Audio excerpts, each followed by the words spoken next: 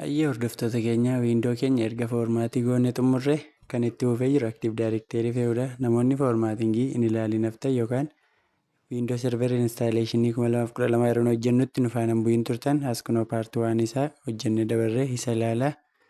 Yeroo ammaa kanatti immoo Active Directory keenya haala kamiin akka fe'annu akkasumallee yuuzarii organization unity yookaan OU warreen jennu guruupii haala kamiin akka uumnu delegeeshinii hundasaa kan tokko tokkoon ilaallu ta'a. Kanaaf hamma xumuraatti nu faana bu'aan hawwii keenya. Directory fe'uuf dursa dhaqee neetwoorkii koon sirreeffadhaa jechuudha. Kanaaf ishee kana as keessa goree change adapter network kana keessa goree kan seetingii neetwoorkiidha jechuudha. Asirra goree ishee kana interneetii irratti right click property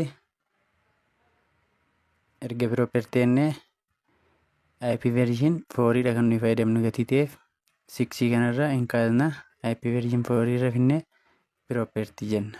Kanaa booda isa optimizii IP addressii automatically irra jiru kana use statically itti deeffannee ishee kana 192.168 tokko gochuu dandeenya jechuudha. Kun by default kan IP addressii keenya yoo barbaaddan ishee kanas DNS addressii kana irratti guuttachuu dandeessu. Inni kun loopback yookaan bakkan 127.001 jedhu sana irratti guutuu dandeessu jechuudha. Isheen kun reserviidhaaf kan nuyi fayyadamnu. Kanaaf directory kana okay ennee keessaa baana ishee kana close goonaa jechuudha. Kanaa booda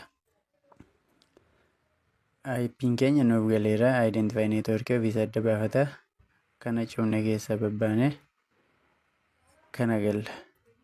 Kan nuyi maal jedhamti server manaajeriidha jechuudha. Server manaajerii kana erga kilik goonee banan. Kana wadannu server manaajerii ofiisaa nuuf banaa jechuudha.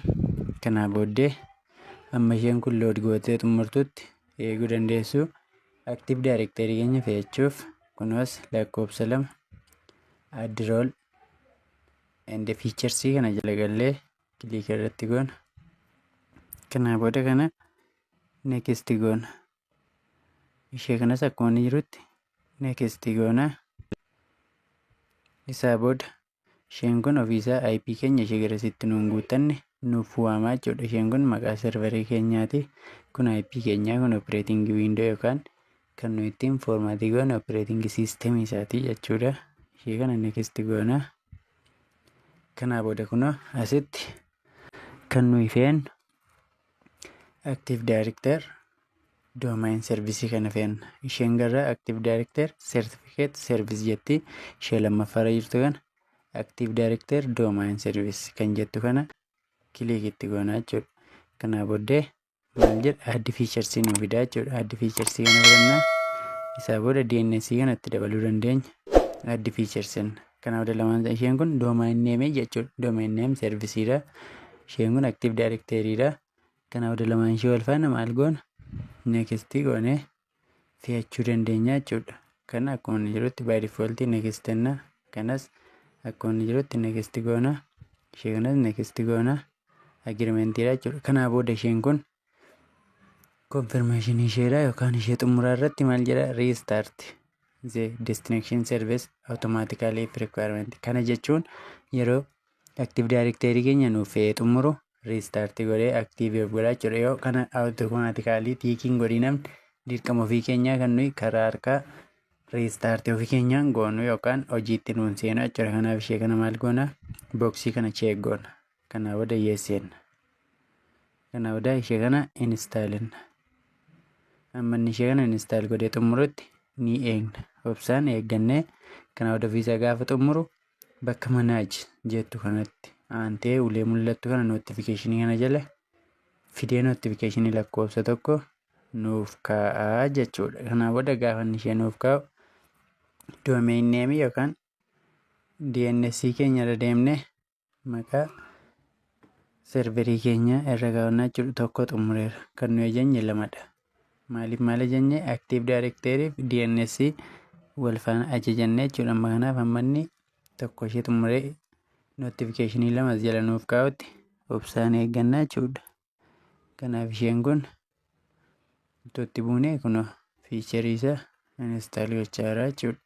hin xumurre asiitii ishee amma inni nuuf fixutti xiqqoo obsaan eenna. Kunoo asiitii reefu jalqabdee ishee kan amma inni nuuf fixutti obsaan eeggannaa. Kanaa booddee gaafa inni kana xumuru karaa notifikashinii deemnee aktiiv daayirektarii keenyatti maqaa barreeffannee kan ittiin COC keenya yookaan piroojeektii keenya xumurru ta'aa jechuudha. Isheen kun yeroo kamiyyuu serverii feenaan waan dhaabbataadha. Aktiiv daayirektarii fe'uun dirqama kan jirudha jechuudha. Tole erga fixee kunoo kana fakkaatti notifikashinii kana keessa deemnee ishee kana kiloos goona. Kanaa booddee gara notifikashinii kunoos manaajarii cinaatti argamu kana deemnee kiliik irratti goona. Kanaa booda isheen kun maal ta'edha konfigireeshinii isaa ta'ee jira jechuudha. Aktiiv daayirektariin kun gana doomain neemii keenyatti laadhannee ishee kanarra gallee promote this service to domain controller bakka jettu kanarratti kiliik goonee keessa galla.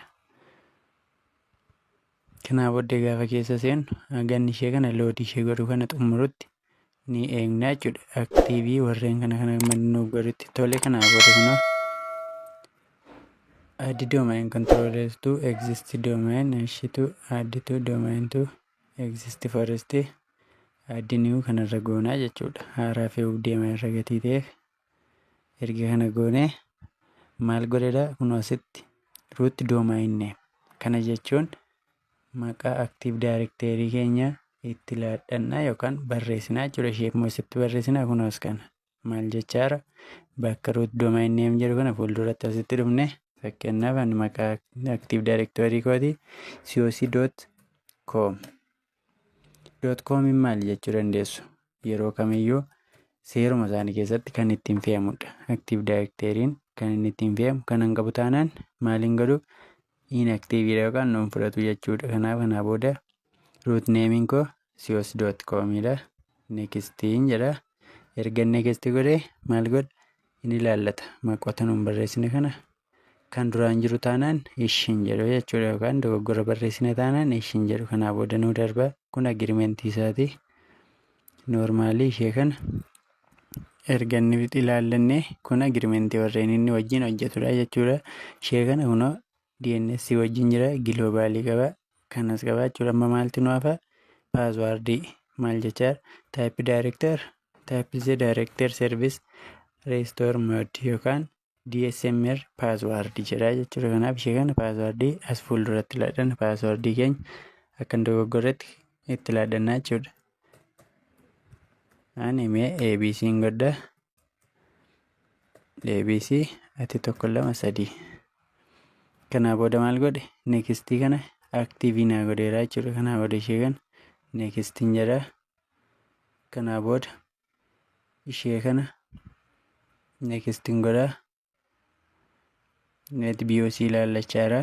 Kana jechuun hojii keenya kan booda ittiin hojjennu assaayimentii garaagaraa kan ittiin deeligeeshiniiwwan garaagaraa hojjennu NetBIOS'n kun doomain neemii keenyadha.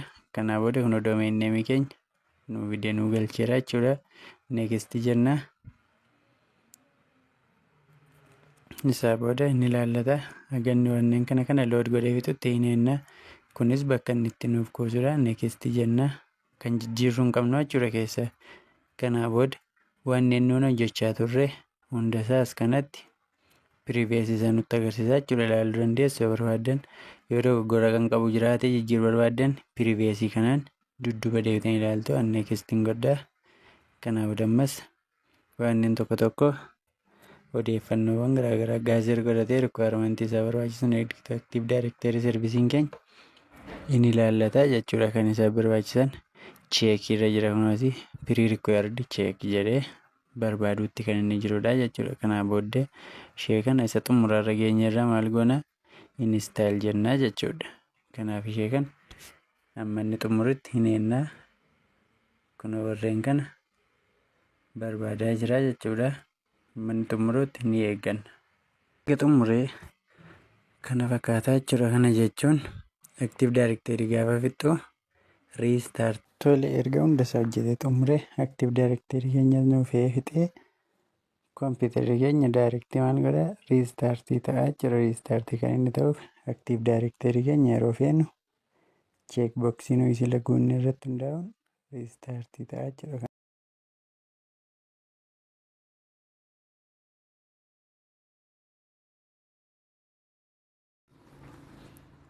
Erga aktiiv daayirekteeriin keenya haala kanaan instaayil ta'ee nu xumure kan kanatti fufee jiru yuuzarii uumuu, guruupii uumuu fi akkasumallee waan garaagaraa permishinii delegeeshiniiwwan adda addaa yuuzarii keenyaaf kennu yookaan guruupii keenyaaf yookaan